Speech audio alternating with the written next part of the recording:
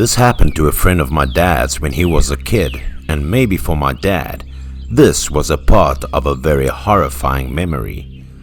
That friend's name was Lindo.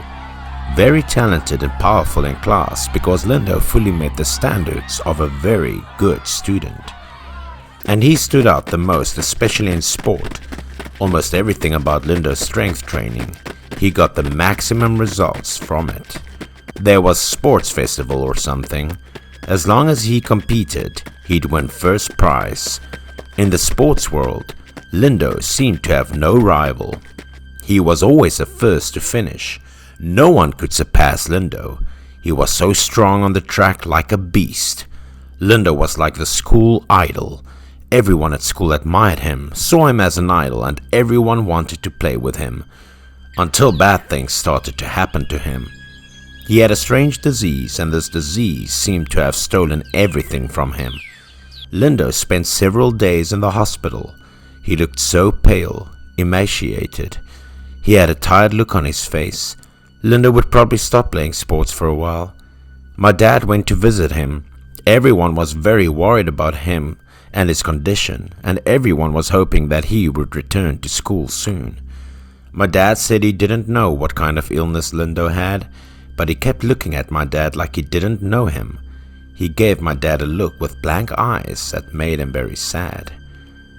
Then, when we heard that he was discharged from the hospital, my father came to visit him again. Because the two of them were very close to each other, they saw each other as close brothers, like a family. After being discharged from the hospital, he did not go to school, nor did he leave the house. He seemed to turn into a completely different person.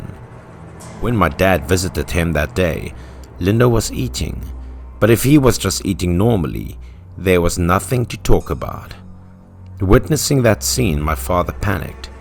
He was eating eggs, but the way of eating was very strange. Lindo didn't peel the egg. He didn't peel out the outer shell, and he immediately took the egg and shoved it into his mouth with shell and all. My father was really surprised. My dad didn't see Lindo chewing, but he was putting the egg straight into his mouth and swallowing it, and it was worse when it was a raw egg.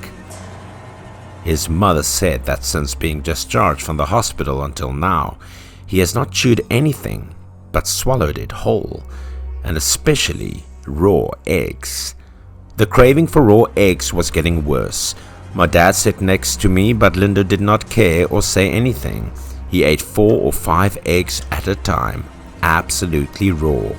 No one dared to play with him after Lindo got that strange disease, which made his mother very sad.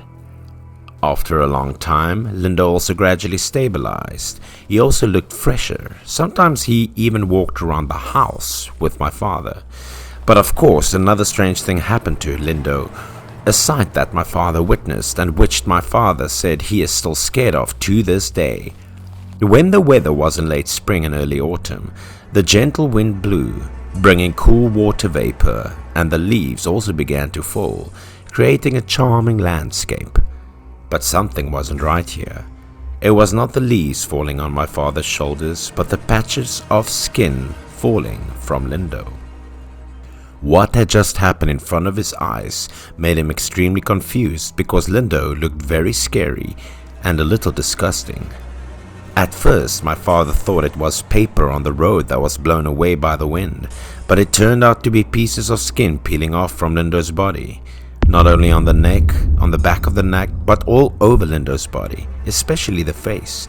Patches of human skin began to emerge and fall off. Lindo didn't even show any fear. He even tore the peeling skin off his entire arm like he was changing skin. After peeling the skin off of himself, he would hold the skin and play with it like a game, and this scared my dad to death. But something unexpected was happening to his skin while it was still intact after tearing off another layer of skin. Looking at him, he was happy and without fear. People in the village said that perhaps Lindo had some sort of skin disease. As long as he ate snake meat, he would recover because this was a folk remedy that everyone knew. Linda's mother asked a young man in the neighborhood who often caught snakes to sell to everyone in the village, and his mother asked for some snake meat to bring it home. But inexplicably, when he saw the plate of meat, Lindo froze when he saw each piece of snake smoking. He was still eating raw eggs. He suddenly changed his face. He looked panicked, and he immediately shoved the plate of snake meat away with his hand. He had no control over his emotions or behavior. He screamed loudly, and he then smashed everything like a crazy man, looking angry and wild. He was still not satisfied, so he went to the young snake catcher's house. Lindo's insults and curses were extremely malicious. He kept emitting obscenities. He cursed the young man to death. Although Lindo's temperament changed, my father often played with him whenever he had time, and sometimes he also chatted with my father. By the time they were 15 or 16, Lindo's body had grown, and his hair had started to grow a lot, but Lindo didn't like it. Once when we were sitting and talking on the straw in front of the house, suddenly my father saw that Lindo was holding a pair of pliers. He said it was great to pull out the leg hairs with pliers, but the special thing was that he didn't feel any pain, but enjoyed it very much. Just when he was especially sober, Lindo said something to my dad. His words shocked my dad.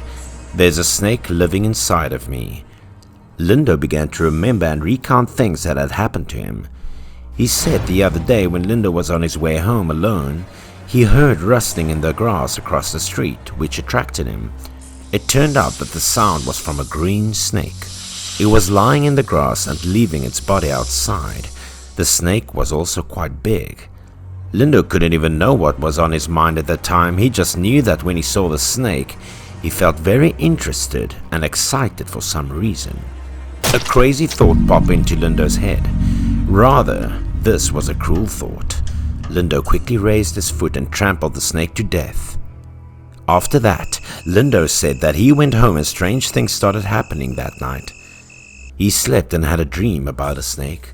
Maybe it was because he killed it and then he had a nightmare.